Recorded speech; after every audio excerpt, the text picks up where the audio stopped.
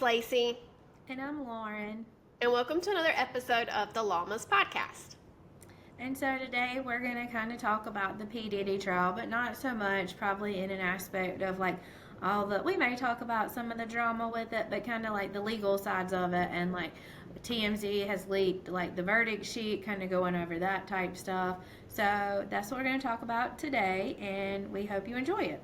Yeah, and before we get started, so I, being on a podcast, also listen to a lot of podcasts. And so, Lauren, I was listening to one, and y'all know my obsession with teen moms. So it was one that has an episode, and she brought on like another teen mom. They hadn't seen each other in years. But one of the teen moms has 7 kids by 4 dads. And she had made the comment that all her baby dads are stay-at-home dads. And the guest on her podcast said, you know, how could you do that? Why do you not have standards and stuff like that? So my question is, do you believe there is a double standard with stay-at-home moms and dads? And did you think it was fair to look down on stay-at-home dads? I have thoughts, but I want to hear yours first. I definitely think there's a double standard because I feel like, I don't know if you hear, I guess in today's time, I don't think we see quite as many stay-at-home moms. I think most of us are working moms, and I think like we all need, a lot of people don't have the funds to have a stay-at-home mom anymore. But there are situations, like I know a girl that goes to my church, and she's an attorney, and her husband was a school teacher, and daycare was really expensive, and her child kept getting sick. And she was the higher earner in the situation, so he took a year. He's back working now, but for a year or two, pretty much he was a stay-at-home dad. And I do feel like, I didn't judge him, but I do feel like there was probably more judgment in stay-at-home dads than stay-at-home moms for sure. I don't think there needs to be. I think it's whatever works for the family. Like for us, I'm the higher earner in my house. But my husband has really good insurance, so like he has to work for insurance. But if one of us was going to stay at home, it would probably be him. And it's not anything. My husband makes decent. Actually, neither one of us can stay home. We need the money. But if one of us was going to, it would have to be him, because I am the higher earner, and we don't have any. I don't think my husband would want to be a stay-at-home dad.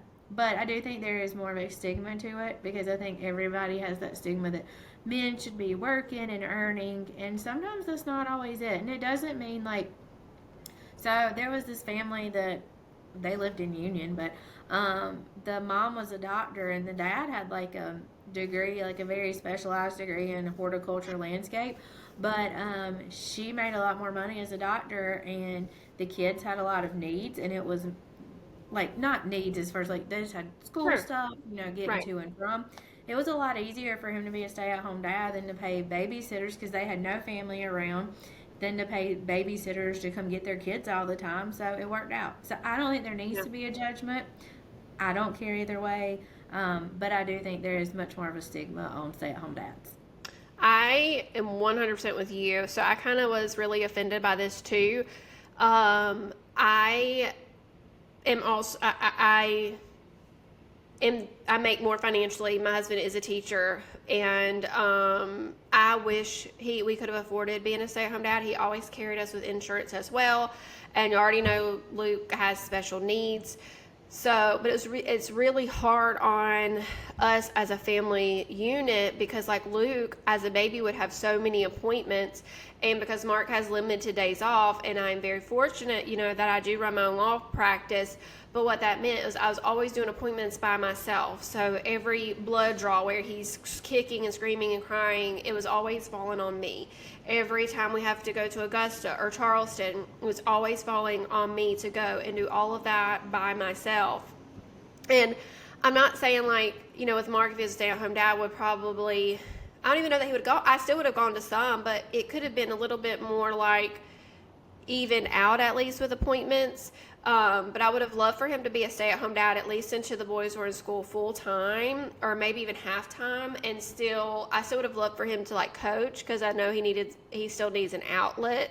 And that would be a career still, where he has his inability to move up, because I know that it's such a priority. But in a realistic world, I would have loved for Mark to have stayed home with our boys. I think it would have made our whole family unit work a lot better and make it easier for both of us, as long as he still could work as a coach and still have that job. Because I think stepping out of that career for a few years and stepping back in would have been really hard to advance, if that makes sense. So I wouldn't have wanted him to make that sacrifice for our family. But I don't think teaching is that. Like, I think if he had stepped away for teaching for a few years, it wouldn't have been anything to jump back in. But with insurance, that wasn't feasible. And I also think with the stigma, like you said, I don't know that my husband would have wanted to do it, even if I did have insurance, so we could have afforded it.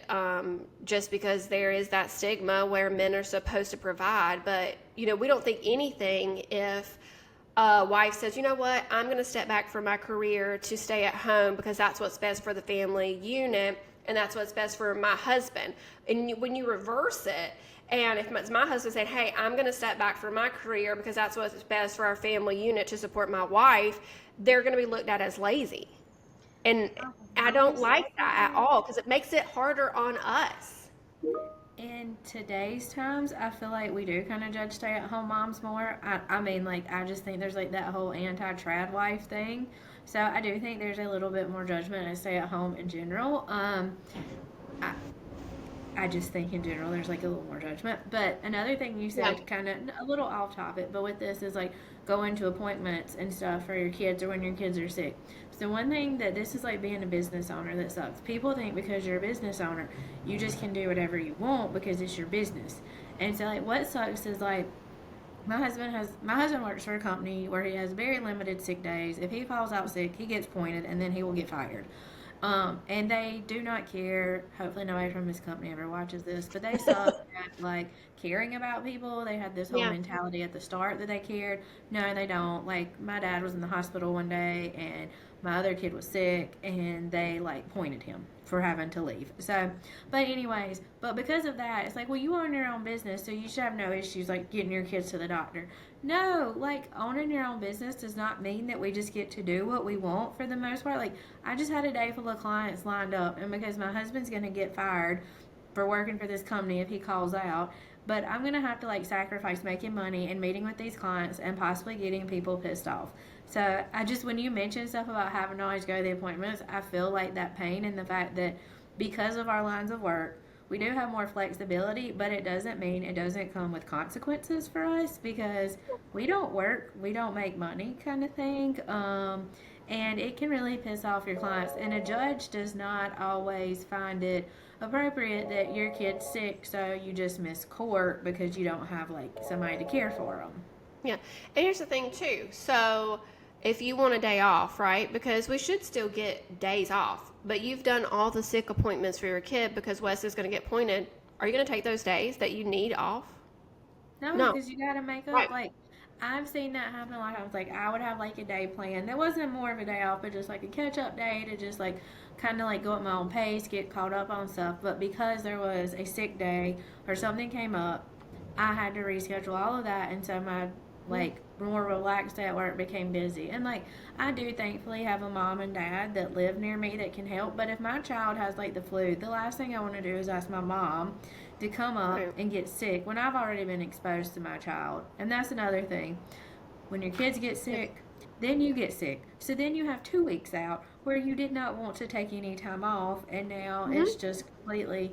But I just can't ask somebody to care for, if it's one thing if it's a cold or like something little, but if it's something big, the last thing I would do is get somebody else sick. And I've already been exposed. And can I just say, taking our kids to an appointment or taking care of our kids sick is not a day off. That's not a day off. That's not a vacation day. I'd rather be at work. Yeah, I'd rather be at work and everybody be on schedule and healthy.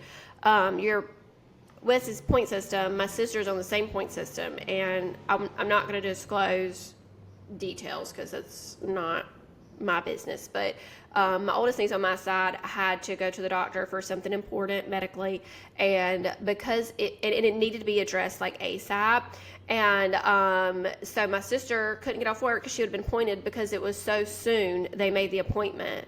and she had to have a follow-up with a specialist, and she wasn't even able to go with that. And I felt so bad for my sister because I knew like what a big deal this was, and like she really needed to be there for her daughter, and because of her work, and she has to financially contribute and pay for all of her bills and stuff like that. She just couldn't afford it. And I know she's so glad to have my mom be able to take her, and that's the next best person to be there for her in this kind of thing. And everything's okay now, thank goodness. She's got more follow-ups down the road just to make sure everything still stays fine. But so she is healthy and okay. But still, like, it just sucks that my sister couldn't be there, because I know, like, I would definitely want to have been there to just make sure and ask the doctor any questions that I had, just to make sure everything was okay. Yeah, it is. Like, I think that's where people don't always realize there's drawbacks almost in every job you have. Owning your own business is awesome in a lot of ways, but we lose money when we don't work. But at the same point, if we have to take that time off, we mostly can, where you don't worried about getting fired like my husband is and your sister is over missing for real reasons. True. So I know we are way over in that question. Are you ready to move into our topic? Yeah, so today we're just going to talk a little bit. Okay, so just so y'all know, we are filming this on a Tuesday, and at this point, the verdict has not came back for P. Diddy. We're filming this one a little early because we are on a holiday week. So if it does come back before this drops, we didn't know that at the time. But I kind of wanted to talk about some things that maybe aren't, I don't want to get in the deep conversation about the baby oil and all that stuff of his craziness. I was kind of thinking more of like, there's some things that have happened in his trial that maybe people don't understand, and just in general in trial. And so I saw that the verdict sheet came out. TMZ leaked it. Looks like it's actually a clocked document from the court, so I'm guessing they went to the court and got it. But kind of like going over what a jury has to go in there and make decisions of, and how they make these decisions. Because and this is one thing, I don't know if you've seen Lacey, and I kind of wanted your opinion on it. Yeah. Did you see looking at it now, where one of the jurors, 2 hours after they put them out to deliberation, one of the jurors said that they're not going to be able to handle, I guess, fairly making a decision in this case. And so they asked the question straight to the judge, sent the judge a note. So this juror saying they don't think they can do it. I think the judge sent them back to jury deliberation room because he said it hadn't been long enough, because it only been 2 hours. I guess they were trying to say that we're going to be a hung jury because this person wasn't going to actively participate. So, as a criminal defense attorney, what would you argue there, and how often? I know when I clerked for Judge Cole, almost every jury case we had alternates. So at what point would you want to pull the alternate in? How does that work as part of it? So was the juror saying that they didn't agree with the rest of the jurors, or were they saying they couldn't be fair and impartial? They said they could not handle their responsibilities in the case, according to what TMZ posted. So let's take it out with a grain of salt. It's TMZ. But pretty much, I don't think there was a hung jury. I think they're saying, I don't want to make a decision, is what it sounded like from the article.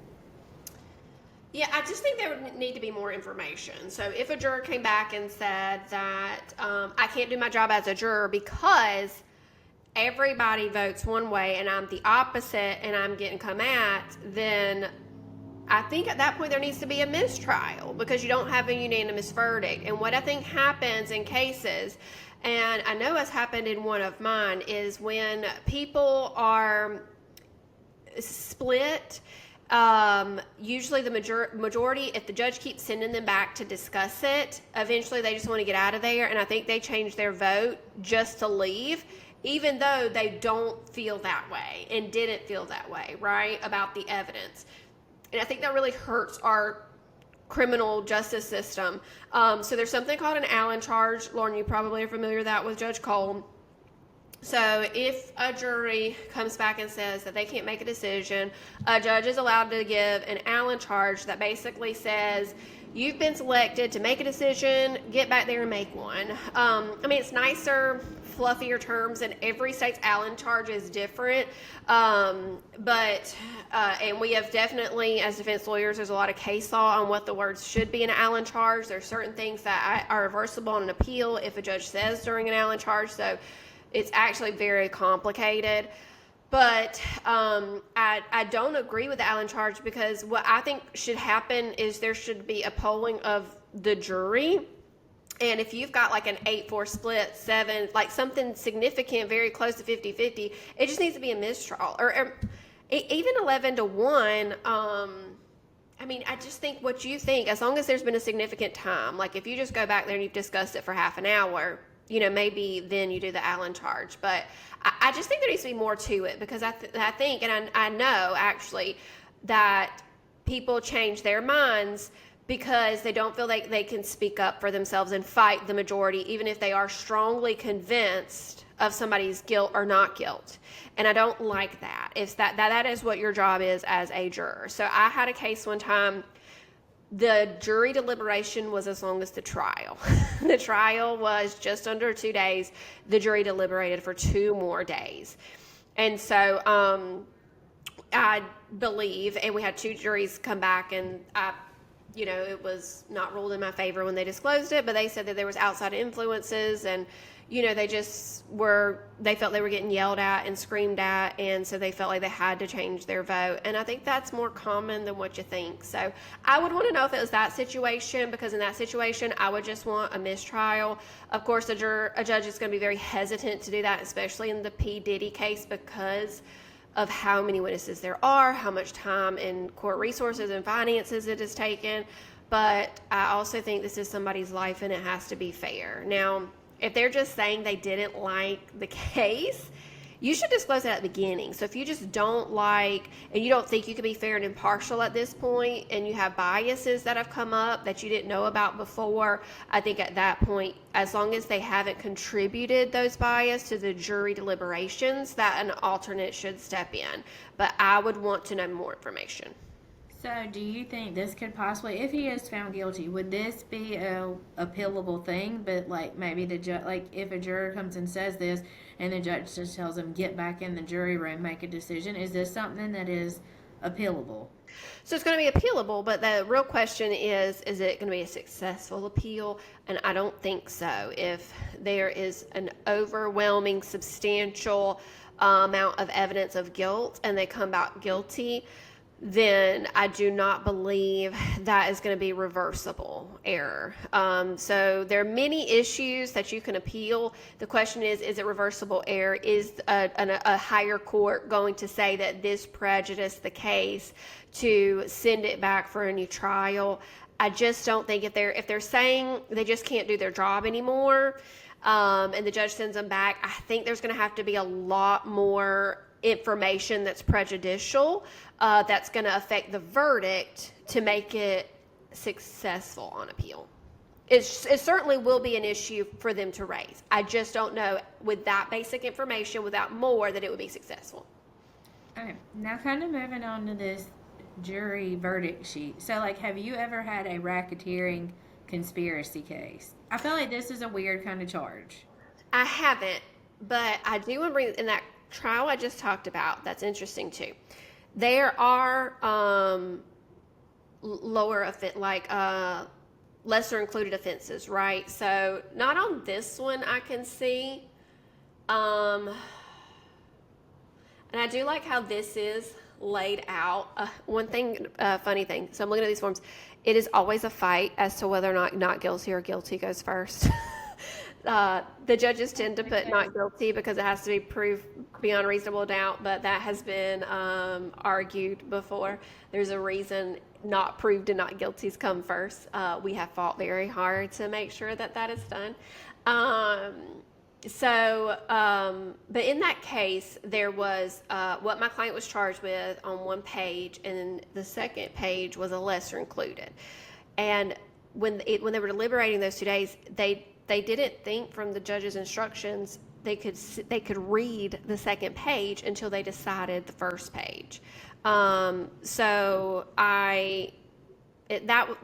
kind of sucked, because I think with how long they deliberated, they would have found my client guilty of at least the lesser included. If they had known, they could at least look at that second page. So I do like that the way that this is grouped together, all together as a packet, instead of like one individual. I think that's more fair, to be honest. So I've shared my screen just so everybody can see this. So yeah, like one thing I thought was interesting is like racketeering is like you have to be charged of like two things to make it racketeering, and I didn't realize, I really don't know much about this, but you have to be in charge of two bad acts pretty much. Mm-hmm. And so like here they're listing out all the bad acts he could have been like a part of. But what's crazy is he's actually not charged individually with any of these acts. Is that he had to do two of them to get racketeering. So basically, proved has to be checked at least twice to find them guilty of, how do you find the defendant? Yes. So he has to be pretty much saying that they proved that he was involved in kidnapping or witness tampering or all that, sex trafficking. And what's crazy is a lot of this really wasn't even the point of the trial. So I guess like, to me, it's just kind of different to see. And then, like, really, it was really the sex trafficking and what he did to his victim. And that's only on count 2 and 3. So it's kind of, I don't know, his trial's a little different because I feel like in the court of public opinion and everything, we're seeing, is he guilty of, like, raping people? Is he guilty of this stuff? But really, none of that's even really the charges. Really, it's racketeering saying he did two bad things. Yeah. And for, going into some of the details of the case, first off, I want to say that I think Cassandra was extremely credible. I found her very credible. I believed everything that she said, and I loved, I just admired her because P. Diddy is such a public figure, and I can't imagine how nervous she had to have been with children and a husband to get up there and talk about and disclose these horrible memories that she, I'm sure, just wants to put behind her and try to move forward as much as you can. I think in that situation there's always going to be trauma from it, so I definitely believed everything that that she said, and I just, like I said, I thought it was very, I definitely looked up to her for standing up on that stand and testifying against him in such a public case. I just admired her strength. Did you see where the defense attorney wanted her, what did they want her to do? Already on the stand so the jury couldn't see that she was pregnant? I didn't even see that. Yeah, so because she's pregnant, they didn't want to have the jury empathize with her more. I honestly don't think that would have mattered even if she wasn't. I still think a jury would have found her credible for sure. But because there was other witnesses also to back her testimony up, which strengthened her credibility. But I'm not mad at the defense attorneys, and I know some people were disgusted. They have a job to do, and they're getting paid a lot of money to do the job, and you have to come up with, and you have to think about anything and everything. And to think about that was fair, and to throw it at the judge, I think, was fair. It got denied, rightfully so. That's not going to be something that you can appeal. But you make the argument, see what happens, and see what shakes out, and then go with it. I mean, I don't think it was a disrespect towards her as a witness, and I don't think it's anything nasty that the defense lawyer did. They have a job to do. That's something that they clearly thought about and thought that might impact the jury. And this was before they heard her testimony and the testimony of other witnesses. So, they're trying to protect the case as much as possible, which is their job to do. And so, I know, they just got hated for it, and I just think, there's some things that we have to do, and it's our job, but guess what? It's our job. We leave it and we go home. It does not mean that our morality aligns with things that we do in our job sometimes. Well, also, I think, taking a step back, it's not just a job in the sense that you are entitled a constitutional right to a trial, and you are entitled to be represented in that trial. And so in a fair trial. Yes, and those attorneys put their biases or whatever they think aside to make the best argument for you in that time frame. And pregnant women do get more sympathy. So Yeah. whether you, I mean, not from everybody. I'm pretty sure there's a lot of people that be like, well, that's on her, she's pregnant, whatever. But there are, like, if you saw other moms in the group and you're like, oh, I remembered that, and like that type stuff. But no, it's not. It's their constitutional right to have a trial, and this is what they're getting. And guilty or innocent, you deserve the best defense possible, and that's what the attorney's job to do is. And at the end of the day, they were just doing their job and providing their constitutional right. And I scheduled a trial when I was pregnant because that's what I wanted, is empathy from the jury, and I thought it would help. And unfortunately, it got continued, and I think if it hadn't, it would help me out. But yeah, I also tried to use it to my advantage with the jury when I was pregnant as a defense lawyer, and it was a very woman defending herself to a man trial. So I thought it'd be perfect to be pregnant at that trial. So you know what? It goes around, like, it is something that is you do think about, so yeah, so it's just one of those things, and it is what it is. But yeah, we do have a job to do, and I will say we get judged so harshly, and I think some of the things have come out during this trial with how defense attorneys are looked. But I always say, if I don't represent people who are guilty, I'm not going to be able to represent people who are innocent. And I love that part of my job. And also, like I said, it is a job. I mean, I have cases, and I may morally differ with some decisions that I make, but I look at the evidence. And I think oftentimes defense attorneys and especially prosecutors, unfortunately, can't divide morality from the evidence, right? Like, what does the evidence show?